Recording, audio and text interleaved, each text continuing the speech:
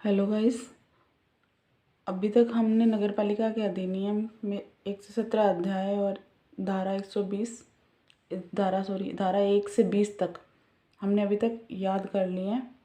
I hope आप लोग भी याद कर चुके होंगे।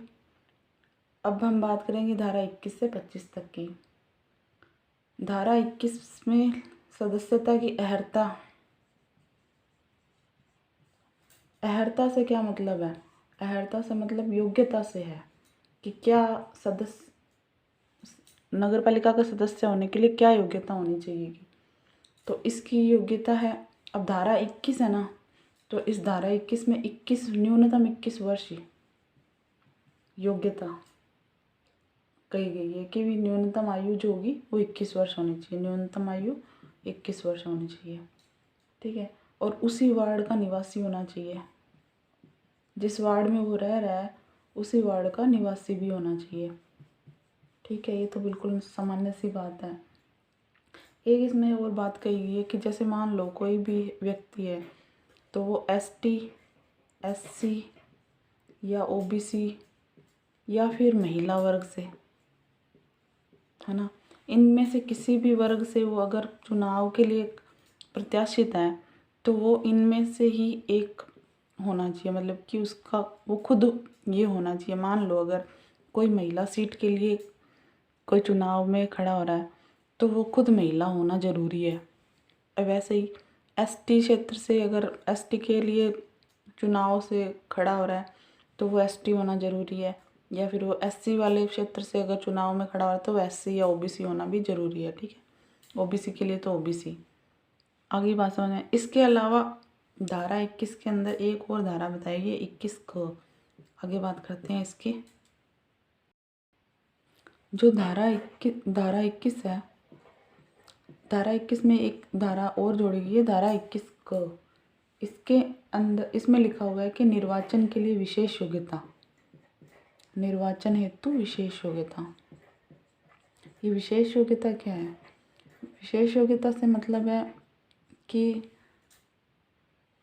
जो प्रत्याशी होगा वो कम से कम, मतलब कि जब भी एक चुनाव वगैरह चुनाव के लिए कोई भी प्रत्याशी होता है तो उसमें सरकार ने, राज्य सरकार ने या केंद्र सरकार ने न्यूनतम आयु तो ज़रूर बताई है, लेकिन अधिकतम आयु कहीं पर भी नहीं बताई। इसलिए ना ये, लेकिन यहाँ धारा 21 के अंदर बताई गई है कि 21 से 35 वर्ष। अगर सरकार की मंशा है जैसे कि कोई युवा पीढ़ी सामने आए, इस कार्य क्षेत्र में नगर पालिका में काम करे या जो भी है, तो न्यूनतम आयु और अधिकतम आयु भी इन्होंने बताई है, तो इसे विशेष योग्यता कहा गया है, ठीक है।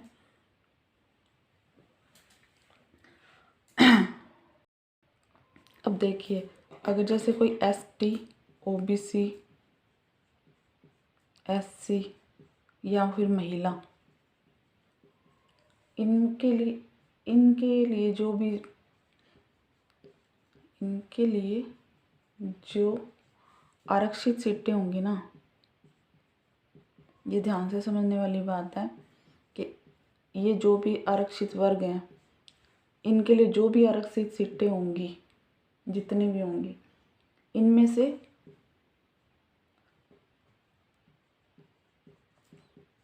2 से ज़्यादा सीटें,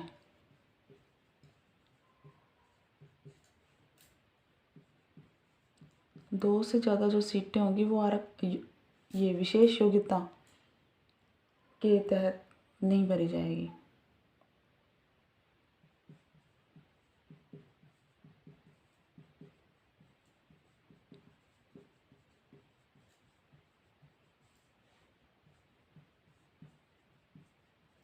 देखिए, अब इन्होंने कहा है कि अगर कोई भी इन वर्गों से बिलोंग करता है, एसटी, एससी, ओबीसी, ठीक है, इन आरक्षित सीटों में अगर 2 से ज़्यादा जो सीटें होंगी वो विशेष योग्यता वालों को 2 से ज़्यादा नहीं भरी जाएंगी, ठीक है। और अगर, ठीक है, ये बात तो यहाँ तक होगी, यहाँ तक तो बात होगी कि भी जो हो, अब इस बात को थोड़ा सा ध्यान से समझिए कि ये जो महिला और ओबीसी एसटी जो भी सीटें हैं, आरक्षित सीटें, इनमें से 2 से ज़्यादा सीटें विशेष योग्यताओं के तहत नहीं भरी जाएंगी। लेकिन अगर मान लीजिए कि ये जो आरक्षित वर्ग की सीटें हैं ये खुद 3 या 3 से कम है, 3 या 3 से कम है, तो कितनी होगी? खुद ही 3 या 3 से कम है तो विशेष योग्यता वालों के लिए सिर्फ एक सीट, ठीक है, ओनली ऑन वन, एक सीट जो होगी वो विशेष योग्यता से भरी जाएगी। आ गई बात समझ में? ये तो बात हो गई आरक्षित वर्ग की सीटों के लिए। अब बात करें कि अनारक्षित वर्ग की जो सीटें होंगी, अगर 5 या 5 से कम होंगी तो एक सीट विशेष योग्यता वालों की होगी। अगर अनारक्षित वालों की, अनारक्षित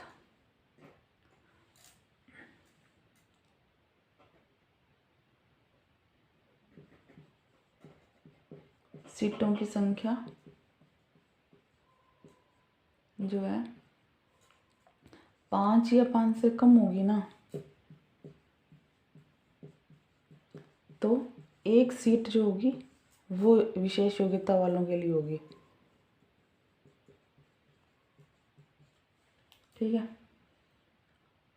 और यही अगर 5 या 5 से ज़्यादा होगी, अब यहाँ तो बात हुई है 5 या 5 से कम की, अब यही अनारक्षित सीटें जो है 5 या 5 से ज़्यादा होंगी ना, 5 या लिख देती हूँ,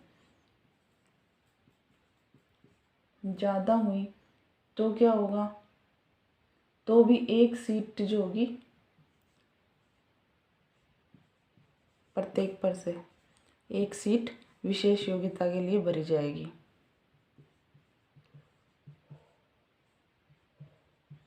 बात आई समझ में? अगर एसटी, एससी, ओबीसी ये जो आरक्षित वर्ग है, आरक्षित वर्ग, इसमें अगर आरक्षित वर्ग में 2 से ज़्यादा सीटें नहीं भरी जाएंगी, ठीक है, 2 से ज़्यादा सीटें विशेष योग्यता के लिए नहीं भरी जाएंगी। अगर ये आरक्षित वर्ग खुद ही 3 या 3 से ज़्यादा, 3 या 3 से कम है, 3 या 3 से कम है, तो क्या होगा? तो सिर्फ एक सीट भरी जाएगी विशेष योग्यता वालों से। और अनारक्षित वर्ग की सीटों में अगर 5 या 5 से कम है तो एक सीट विशेष योग्यता के लिए भरी जाएगी। और अगर 5 या 5 से ज़्यादा है तो हर सीट पर एक सीट विशेष योग्यता वालों से फिल हो जाएगी, भरी जाएगी। अब बात करते हैं धारा 22 की। धारा 22 में कहा गया कि एक व्यक्ति जो है वो एक से ज़्यादा वार्डों से चुनाव नहीं लड़ सकता। अब इसको याद कैसे रखें? 2 लिखा हुआ है ना, तो मतलब कि कोई भी व्यक्ति है वो 2 या 2 से नहीं, मतलब कि 2 स्थानों पर चुनाव नहीं लड़ सकता, एक स्थान के अलावा 2 पे नहीं लड़ेगा, क्योंकि 2 लिखा हुआ है तो 2 स्थानों पर चुनाव नहीं लड़ सकता। मतलब कोई भी व्यक्ति है उसने अलग अलग वार्ड से अपने फार्म भर रखे हैं, लेकिन चाहे उसने कितने भी फार्म भर रखे हैं, लेकिन जब भी अंतिम तारीख होगी ना, अंतिम तारीख को 3 बजे से पहले शाम को 3 बजे से पहले उसे एक स्थान, मान लो एक यहाँ से छोड़ दिया, बाकी सारी जगह से अपनी उम्मीदवारी ख़त्म करनी पड़ेगी, ये वाले फार्म उसको वापस लेने पड़ेंगे। अगर वो ऐसा नहीं करता है अंतिम तारीख से 3 बजे से पहले तो उसके सारे के सारे फार्म खारिज हो जाएंगे। मतलब ये समझा जाएगा कि वो किसी भी सीट के ऊपर नहीं उसने फॉर्म फिल करा, ठीक है। आई बात समझ में?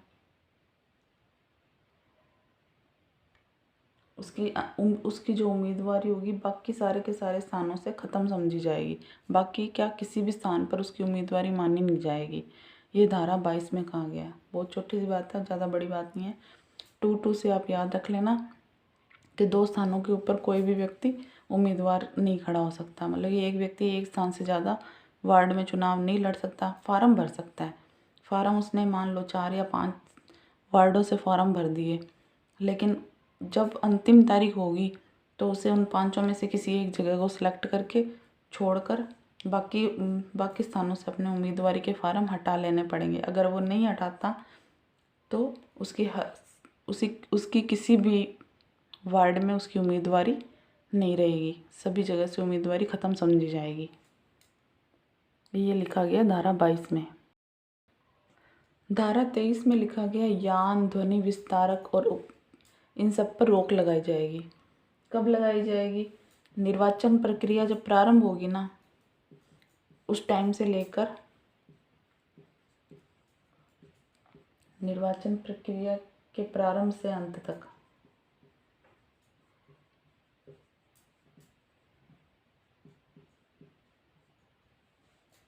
ठीक है, अगर मान लो किसी ने अपना प्रचार प्रसार जारी रखा, जैसे कि चुनाव में अपन देखते हैं कि रिक्शा वाले और वो लाउड स्पीकर में बोलते जाते हैं, तो उस पर जब निर्वाचन प्रक्रिया शुरू हो जाती है रोक लगाई गई है। अगर कोई मान लो नहीं रोक लगाता, नहीं रुकता, वो अपना प्रचार किए जा रहा है, तो उस पर इस बात का उल्लंघन करने का जुर्माना भी लगेगा। ये जुर्माना पहले तो 2,000 रुपये था, लेकिन अब इसमें संशोधन हो गया और 5,000 रुपये का जुर्माना है जो लगता है।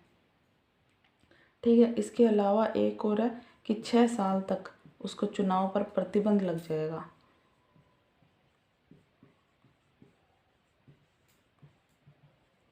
ठीक है, ये बात कही गई है धारा 23 के अंदर।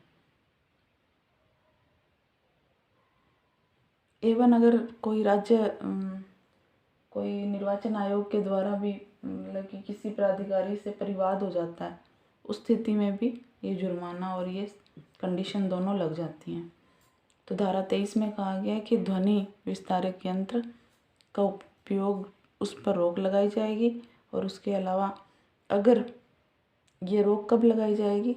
जब निर्वाचन प्रक्रिया प्रारंभ हो गई है और जब तक वो निर्वाचन प्रक्रिया ख़त्म नहीं हो जाती, उस टाइम तक, उस कालावधि तक ध्वनि और यान और ध्वनि विस्तारक पर रोक लगाई जाएगी। अगर कोई नहीं रोक लगाता, नहीं मानता है, तो उस पर 5,000 रुपये का जुर्माना, ये संशोधन के बाद है, इसमें संशोधन हुआ है, पहले 2,000 रुपये था, और फिलहाल 5,000 रुपये। और 6 साल तक चुनाव पर प्रतिबंध लगाया जाएगा। वो 6 साल तक कहीं पर भी चुनाव नहीं लड़ सकता। धारा 24 में सदस्यों के लिए साधारण निरर्हता बताई गई। निरर्हता के मतलब यही कि अर्हता का मतलब योग्यता होता है, तो निरर्हता का मतलब अयोग्यता होता है। तो धारा 22 के अंदर धारा 21 के अंदर योग्यता बताई है और धारा 21 में योग्यता, ठीक है, और 24 में अयोग्यता। ठीक है, याद हो जाएगा। अब धारा 24 में जो साधारण निरर्हता क्या बताई गई है, इन्होंने कहा है कि नैतिक अदमता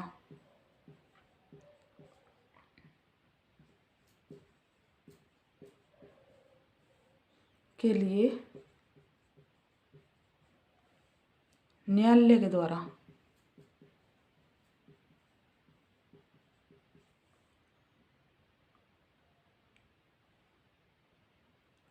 छः मास या इससे अधिक कोई कारावास प्राप्त है,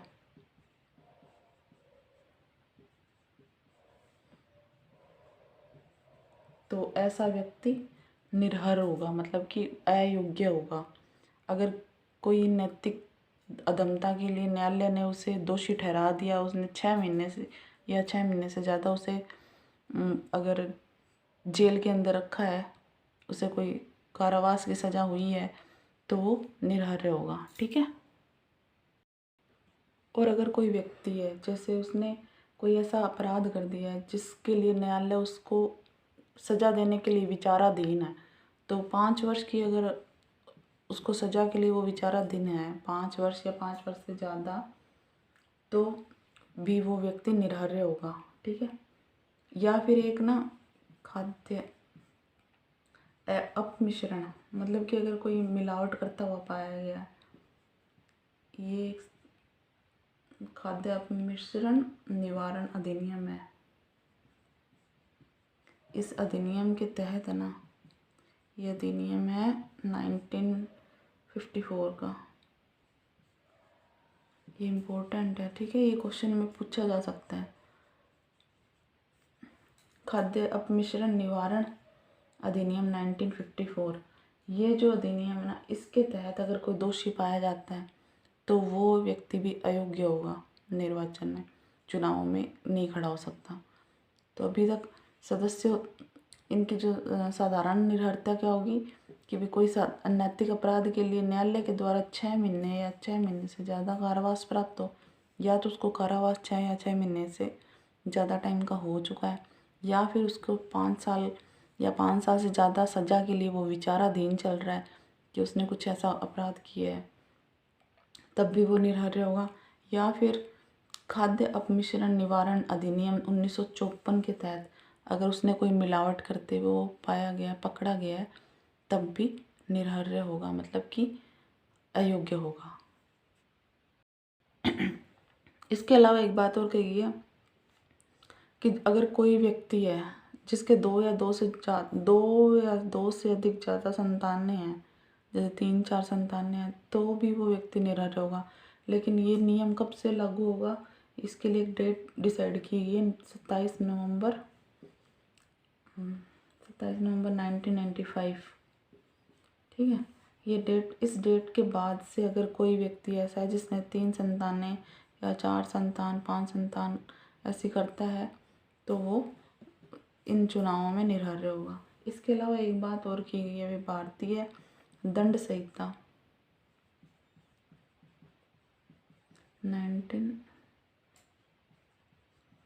1973 के तहत भी अगर इसकी धारा है 110, इस धारा के तहत भी अगर कोई सज़ा हुई है किसी को, तो वो व्यक्ति भी तो वो व्यक्ति भी इस पद के लिए चुनाव आयोग के लिए चुनाव में खड़े होने के लिए अयोग्य होगा, ठीक है।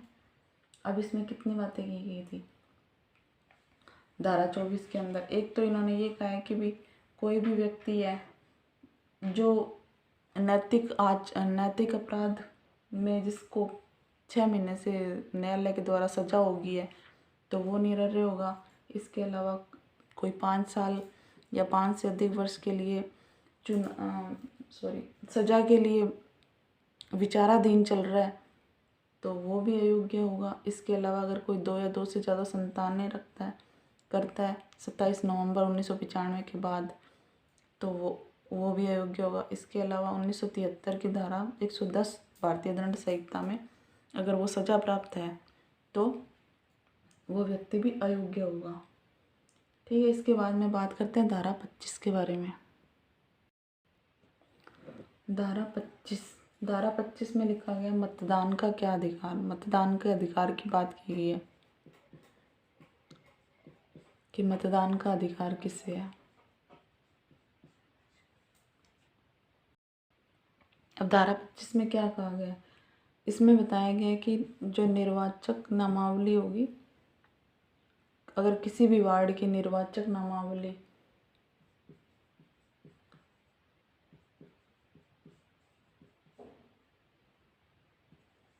से रजिस्ट्रीकृत हो,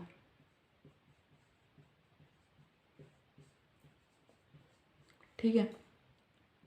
देखिए, अगर कोई व्यक्ति है उसे मतदान देने का अधिकार कब होगा, जब उसका नाम निर्वाचक नामावली के अंदर होगा, रजिस्ट्रीकृत होगा, पंजीकृत होगा। मैंने आपको बताया था पंजीकृत, रजिस्ट्रीकृत को पंजीकृत के नाम से समझिए, ठीक है। और ये बात है ना अपन ने पढ़ी थी, याद होगा तो आप लोगों को, धारा 14 के अंदर। तो इन्होंने ये कहा है कि भी धारा 14 के अंदर वो निर्हर्य नहीं होना चाहिए। तो धारा 14 के अंदर निर्वाचक नामावली की निर्हर्यता ही तो बताई गई थी कि कोई व्यक्ति जो भारत का नागरिक नहीं होगा, या फिर जो पागल या दिवालिया ना हो, या उसका भ्रष्ट आचरण ना हो, अगर ऐसा होगा तो वो निर्हर्य होगा। और जो धारा 14 के अंतर्गत निर्हर्य नहीं होगा, वो उसे मतदान का अधिकार होगा।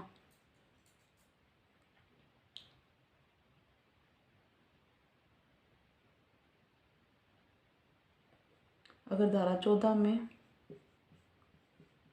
निर्हरता नहीं हो,